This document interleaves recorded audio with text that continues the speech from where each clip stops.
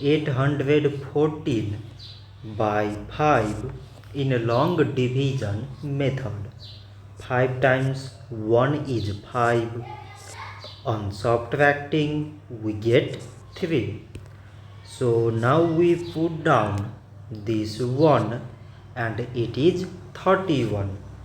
5 times 6 is 30. On subtracting we get 1. So again we put down this 4 and it is 14. 5 times 2 is 10. On subtracting we get 4. So now we have no any other number to put it down. So we take here decimal, so that we put 0.